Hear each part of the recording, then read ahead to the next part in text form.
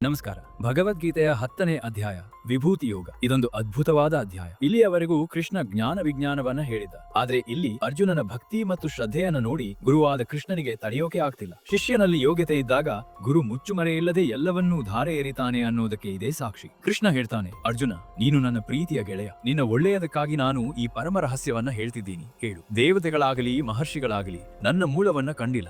ಯಾಕಂದ್ರೆ ಅವರೆಲ್ಲರಿಗೂ ನಾನೇ ಮೂಲ. ಯಾರು ನನ್ನನ್ನ ಹುಟ್ಟು ಸಾವು ಇಲ್ಲದವನು, ಲೋಕದ ಒಡೆಯ ಅಂತ ತಿಳ್ಕೊಳ್ತಾರೋ ಅವರು ಪಾಪಗಳಿಂದ ಮುಕ್ತರಾಗ್ತಾರೆ. ಇಲ್ಲಿ ನೋಡಿ, ನಮ್ಮ ಬುದ್ಧಿ, ಜ್ಞಾನ, ಕ್ಷಮೆ, ಸತ್ಯ, ಸುಖ ದುಃಖ ಎಲ್ಲವೂ ಬರೋದು ಭಗವಂತನಿಂದಲೇ. ನಮ್ಮ ಭಾವನೆಗಳ ಹಿಂದಿರೋ ಶಕ್ತಿಯೇ ಕೃಷ್ಣ. ಸಪ್ತರ್ಷಿಗಳು, 4 ಮನುಗಳು ಇವರೆಲ್ಲ ಕೃಷ್ಣನ ಮನಸ್ಸಿನಿಂದ ಹುಟ್ಟಿದವರು. ಇಡೀ ಮನುಕುಲ ಬೆಳೆದಿದ್ದೇ ಇವರಿಂದ. ಈಗ ಬರೋದೇ ಗೀತೆಯ ತಿರುಳು. ಇದನ್ನ ಚತುಶ್ಲೋಕಿ ಗೀತೆ ಅಂತ ಕರೀತಾರೆ. ಕೃಷ್ಣ ಇಲ್ಲಿ 4 ಸಾಲಲ್ಲಿ ದೊಡ್ಡ ಸತ್ಯವನ್ನ ಹೇಳ್ತಾನೆ. ನಾನೇ ಎಲ್ಲದರ ಮೂಲ. ಜಗತ್ತಿನ ಪ್ರತಿಯೊಂದು ಕ್ರಿಯೆಯೂ ನಡೆಯೋದು ನನ್ನಿಂದಲೇ. ಇದನ್ನ ಅರ್ಥ ಮಾಡಿಕೊಂಡ ಜ್ಞಾನಿಗಳು ಪ್ರೀತಿಯಿಂದ ನನ್ನನ್ನೇ ಪೂಜಿಸ್ತಾರೆ.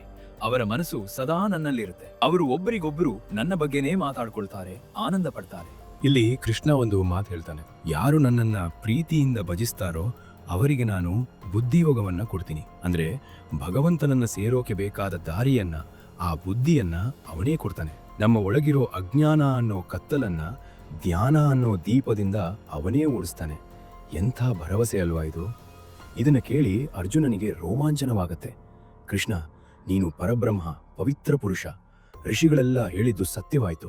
ನಿನ್ನ ದಿವ್ಯ ರೂಪಗಳನ್ನ ನೀನೇ ನನಗೆ ವಿವರಿಸು. ನಾನು ಯಾವ್ಯಾವ ರೂಪದಲ್ಲಿ ನಿನ್ನನ್ನ ಧ್ಯಾನ ಮಾಡ್ಲಿ ಅಂತ ಕೇಳ್ತಾನೆ. ಅರ್ಜುನನ ಕುತೂಹಲ ನೋಡಿ ಕೃಷ್ಣನಿಗೆ ಖುಷಿಯಾಗತ್ತೆ. ಅರ್ಜುನ, ನನ್ನ ರೂಪಗಳಿಗೆ ಕೊನೆಯಿಲ್ಲ ಕಣಯ್ಯ.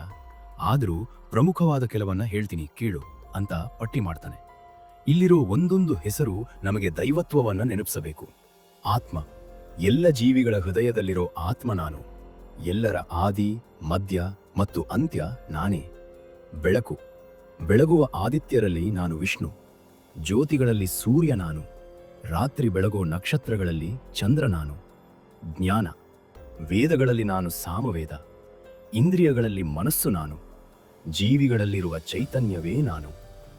ದೇವರು, ರುದ್ರರಲ್ಲಿ ನಾನು ಶಂಕರ. ಯಕ್ಷ ರಾಕ್ಷಸರಲ್ಲಿ ಸಂಪತ್ತಿನ ಒಡೆಯ ಕುಬೇರ ನಾನು. ಪರ್ವತಗಳಲ್ಲಿ ಬಂಗಾರದ ಮೇರು ಪರ್ವತ ನಾನು. ನೀರು ಮತ್ತು ಭೂಮಿ, ಜಲರಾಶಿಗಳಲ್ಲಿ ನಾನು ಸಮುದ್ರ.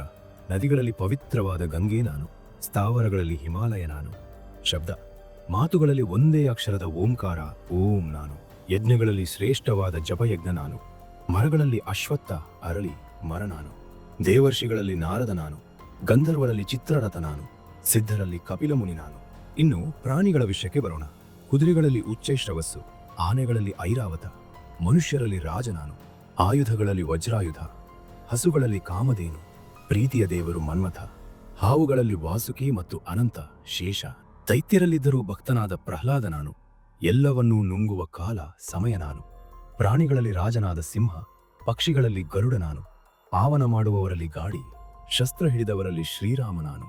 ಇಷ್ಟೇ ಅಲ್ಲ, ನಮ್ಮಲ್ಲಿರೋ ಒಳ್ಳೆ ಗುಣಗಳೂ ಕೃಷ್ಣನೇ. ಸೃಷ್ಟಿಯ ಆದಿ ಅಂತ್ಯ ನಾನೇ. ವಿದ್ಯೆಗಳಲ್ಲಿ ಅಧ್ಯಾತ್ಮ ವಿದ್ಯೆ ನಾನು. ಚರ್ಚೆಗಳಲ್ಲಿ ತರ್ಕ ನಾನು. ಅಕ್ಷರಗಳಲ್ಲಿ ಮೊದಲ ಅಕ್ಷರ ಅಕಾರ ನಾನು. ಸಾವಿಲ್ಲದ ಕಾಲವೂ ನಾನೇ. ಎಲ್ಲವನ್ನೂ ಸಲಹುವವನು ನಾನೇ. ಹೆಣ್ಣಿನಲ್ಲಿರುವ ಕೀರ್ತಿ, ಸಂಪತ್ತು, ಮಾತು, ನೆನಪಿನ ಶಕ್ತಿ, ಬುದ್ಧಿ, ಧೈರ್ಯ ಮತ್ತು ಕ್ಷಮೆ, ಈ 7 ಗುಣಗಳು ನಾನೇ. ಋತುಗಳಲ್ಲಿ ಸುಂದರವಾದ ವಸಂತ ಋತು ನಾನು. ತೇಜಸ್ವಿಗಳ ತೇಜಸ್ಸು, ಗೆಲ್ಲುವವರ ಜಯ, ಸಾತ್ವಿಕರ ಸತ್ವ ನಾನೇ. ವೃಷ್ಣಿ ವಂಶದಲ್ಲಿ ವಾಸುದೇವ ಕೃಷ್ಣ. ಪಾಂಡವರಲ್ಲಿ ಧನಂಜಯ ಅರ್ಜುನ. ಮುನಿಗಳಲ್ಲಿ ವೇದವ್ಯಾಸ, ಕವಿಗಳಲ್ಲಿ ಶುಕ್ರಾಚಾರ್ಯ ನಾನೇ. ಒಂದೇ ಮಾತಲ್ಲಿ ಹೇಳಬೇಕಂದ್ರೆ, ಆಳುವವರ ದಂಡನೀತಿ, ಮೌನಿಗಳ ಮೌನ ಮತ್ತು ಜ್ಞಾನಿಗಳ ಜ್ಞಾನ ಎಲ್ಲವೂ ಕೃಷ್ಣನೇ. ಕೊನೆಯದಾಗಿ ಕೃಷ್ಣ ಒಂದು ಅದ್ಭುತವಾದ ಮಾತು ಹೇಳ್ತಾನೆ. ಅರ್ಜುನ, ಈ ಪಟ್ಟಿಗೆ ಕೊನೆಯೇ ಇಲ್ಲ. ನೀನು ಇಷ್ಟೇ ತಿಳ್ಕೊ, ಈ ಜಗತ್ತಿನಲ್ಲಿ ಎಲ್ಲೆಲ್ಲಿ ನಿನಗೆ ಐಶ್ವರ್ಯ, ಸೌಂದರ್ಯ, ಶಕ್ತಿ ಅಥವಾ ಅದ್ಭುತಗಳು ಕಾಣಿಸ್ತೋ ಅದೆಲ್ಲವೂ ನನ್ನ ತೇಜಸ್ಸಿನ ಒಂದು ಚಿಕ್ಕ ಕಿಡಿ ಮಾತ್ರ. ಮಮ ತೇಜೋಂಶ ಸಂಭವಂ. ಎಲ್ಲವನ್ನೂ ಬಿಡಿಬಿಡಿಯಾಗಿ ತಿಳಿದುಕೊಂಡು ಏನಾಗಬೇಕಿದೆ? ನಾನು ನನ್ನ ಒಂದು ಚಿಕ್ಕ ಅಂಶದಿಂದ ಇಡೀ ಬ್ರಹ್ಮಾಂಡವನ್ನೇ ಧರಿಸಿ ನಿಂತಿದ್ದೀನಿ. ಇಡೀ ಜಗತ್ತೇ ನನ್ನಲ್ಲಿದೆ. ನೋಡಿದ್ರಾ, ನಾವು ನೋಡೋ ಪ್ರತಿಯೊಂದರಲ್ಲೂ ದೇವರನ್ನ ಕಾಣಬಹುದು ಅನ್ನೋದೇ ಈ ಅಧ್ಯಾಯದ ಸಾರ.